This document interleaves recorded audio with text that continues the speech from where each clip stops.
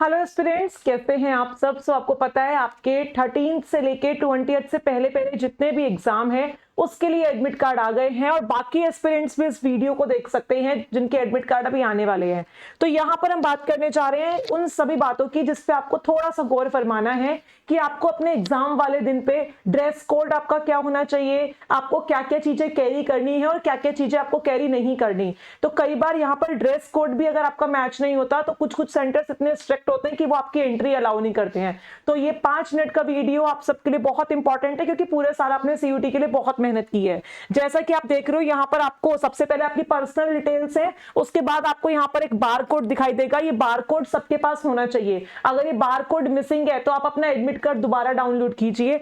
यहाँ पर आपको अपने साइन जो है वो मैच करनी है, अपनी पिक्चर जो है वो मैच करनी है। देन यहाँ पर आपके पास अपने टेस्ट पेपर्स वगैरह जितनी भी डिटेल्स है वो सब आ जाएगा। अब उसके बाद आपको क्या फिल करना है, आपको यहाँ पर सिंपली क्या लिखना है, अपना नाम लिखना है, आई जैसे जो भी आपका नाम है, ठीक है, कहाँ के आप रेजिडेंट हो, उसके बाद आप यहाँ पर क्या कर रहे हो, पर्टिकुलर चीजें डिक्लेयर कर रहे हो। और उसके बाद यहाँ पर आपको क्या करना है, एडमिट कार्ड के स्टार्टिंग के 2 पेजेस जो है वो अपने साथ कैरी करने हैं। खाली एक सिंगल पेज कैरी नहीं करना, आपको स्टार्टिंग के 2 पेज अपने साथ कैरी करने हैं। यहाँ पर आपको सेम अपनी फोटो लगानी है जो आपके एडमिट कार्ड पर आई है, बिल्कुल एग्जैक्ट सेम फोटो आपको यहाँ पर लगानी है।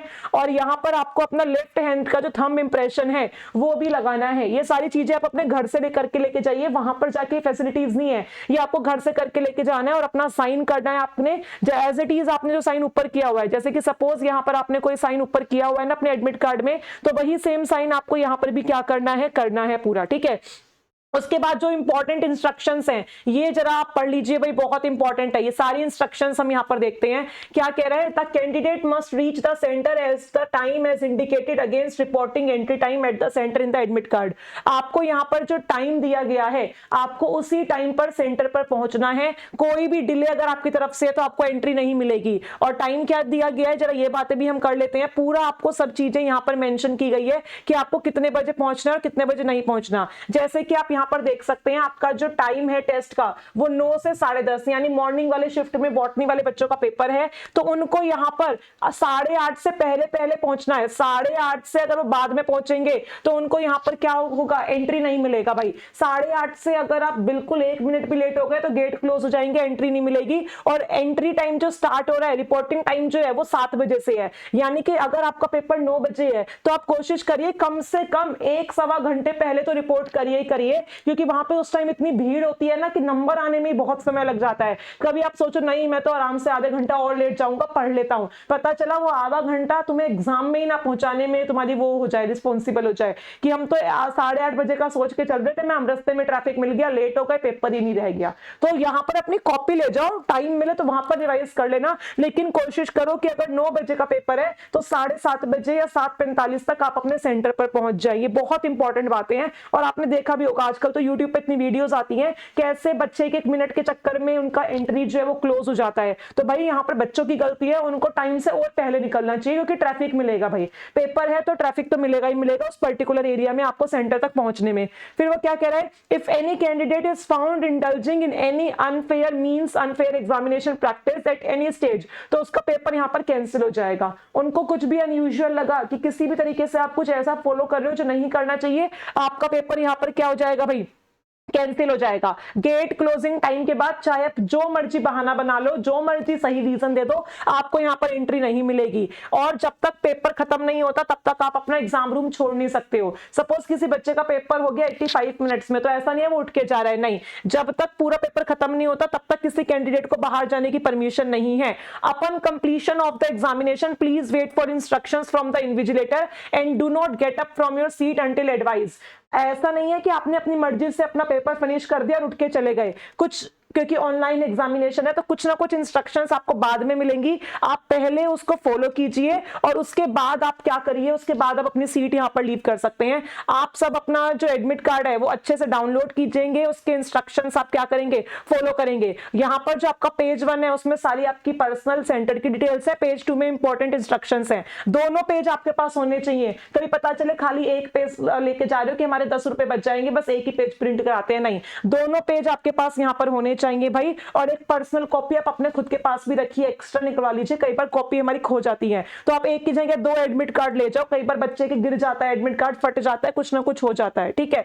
उसके बाद वो क्या कह रहा है, बिना एडमिट कार्ड के और एक वैलिड आईडी प्रूफ के आपके पास यहाँ पर एंट्री जो है वो नहीं आपको मिलेगी, ठीक है। तो आई होप ये बात आपको समझ में आ गई होगी, यानी कि एडमिट कार्ड के साथ साथ अंडरटेकिंग के साथ साथ, जो यहाँ पर अंडरटेकिंग दिया हुआ है, एडमिट कार्ड के साथ, अंडरटेकिंग के साथ, आईडी प्रूफ के साथ, एक प्रॉपर फ्रिस्किंग के साथ आपको यहाँ पर जाना है। Frisking through a handled metal detector will be carried out without physical touch, आपको वहां पे टच नहीं किया जाएगा, सिंपल मशीन से आपकी चेकिंग होगी। स्मार्ट वॉच मत पहन के जाना भाई, बहुत बच्चे जल्दबाजी में उनको हैबिट हो जाती है स्मार्ट वॉच पहनने की, स्मार्ट वॉच पहन के जाते हैं, तो ऐसा कोई भी वॉच वगैरह आपको यहाँ पर अलाउ नहीं करेंगे। उसके बाद आपको यहाँ पर क्या क्या लेने का परमिशन है भाई, एक आप अपनी बॉटल लेके जा सकते हो, आप अपना कोई बॉल पेन लेके जा सकते हो, आपका एडमिट कार्ड जिसमें सेल्फ डिक्लेरेशन अंडरटेकिंग होगा आप वो लेके जा सकते हो, जो आपने एनटीए की वेबसाइट पर जो है वो वहां से डाउनलोड किया होगा, जो कि A4 साइज पेपर पे होना चाहिए। किस पे होना चाहिए? A4 साइज पेपर पे। उसके बाद आपके पास यहाँ पर एडिशनल पासपोर्ट साइज फोटो होनी चाहिए, और एक ओरिजिनल, फोटोकॉपी नहीं चलेगी भाई, ओरिजिनल वैलिड आईडी प्रूफ आपको लेके जाना है, बहुत इंपॉर्टेंट है। ये सारी चीजें आपको अपनी कैरी करनी है, ओरिजिनल ही आपको आईडी प्रूफ अपना लेके जाना है। और उसके बाद वो क्या कह रहा है भाई, एग्जाम सेंटर से पहले, आप जब भी एग्जाम सेंटर पे पहुंचेंगे उससे पहले आपको अपनी एडमिट कार्ड पर फोटो, साइन और थंब इंप्रेशन जो है वो करवा के लेके आना है। वहां एज सच आपको कुछ ऐसी फैसिलिटीज नहीं मिलेगी कि लाओ भाई मुझे स्टैंप दे दो, मुझे थंब के लिए चाहिए, इंप्रेशन के लिए, या मुझे फेविकॉल दे दो, नहीं, ऐसी कोई फैसिलिटी वहां पर नहीं होगी। उसके बाद वो क्या कह रहा है यहाँ पर, जरा देख लेते हैं। कह रहा है candidate must carry any one of the original and valid photo identification proof issued by the government, आपके पास कोई वैलिड आईडी प्रूफ होना चाहिए, जैसे कि PAN card, driving licence, voter ID card, या आपका पासपोर्ट, या आपका आधार कार्ड जिसमें आपकी फोटो हो, आपकी फोटो यहाँ पर होना बहुत जरूरी है। कह रहे हैं all other IDs, photocopies of IDs, even if attested scanned photo of ID in the mobile phone will not be considered valid ID proof। आपको डिजी लॉकर की आदत पड़ी हुई है ना कि भाई ये देखो हमारे फोन में हमारा आईडी कार्ड है, नहीं चलेगा, आपके पास ओरिजिनल हाथ में अपना आईडी प्रूफ होना चाहिए, वही वैलिड होगा, इसके अलावा कोई भी प्रूफ वैलिड नहीं होगा। फिर जो पीडब्ल्यूडी कैंडिडेट हैं उनको यहाँ पर क्या मिलेगा भाई, 20 मिनट एक्स्ट्रा मिलेंगी per hour of the examination, अगर उनके पास कोई डिसेबिलिटी है तो। और पीडब्ल्यूडी जो कैंडिडेट है हमारे यहाँ पर, ठीक है, they must bring a PWD certificate issue by the competent authority, आपको अपना जो सर्टिफिकेट है वो आपको यहाँ पर जो है वो लेके जाना पड़ेगा। इसके अलावा कोई भी पर्सनल बिलोंगिंग अलाउ नहीं है, कोई भी इलेक्ट्रॉनिक डिवाइस, मोबाइल फोन वगैरह कुछ भी यहाँ पर अलाउ नहीं है।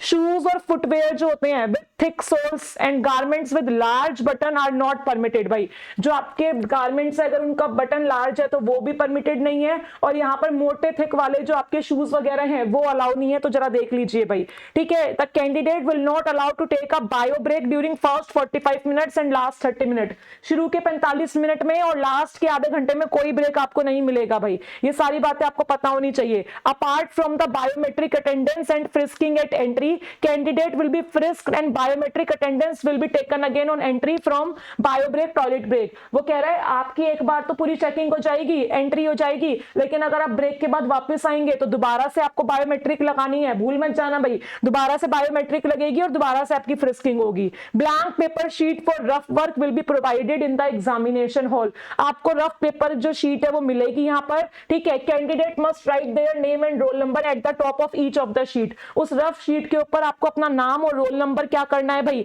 मेंशन करना है, और वो आपको फिर क्या करनी है, हैंड ओवर करके जानी है, आपको अपने साथ वो घर पर नहीं लेके आनी है। No candidate should adopt any unfair means or indulge in any unfair examination practices, पता ही है कुछ करोगे गड़बड़ तुम यहाँ पर तो तुम्हें क्या कर दिया जाएगा, पेपर से उठा दिया जाएगा, पेपर तुम्हारा कैंसिल हो जाएगा यहाँ पर, ठीक है।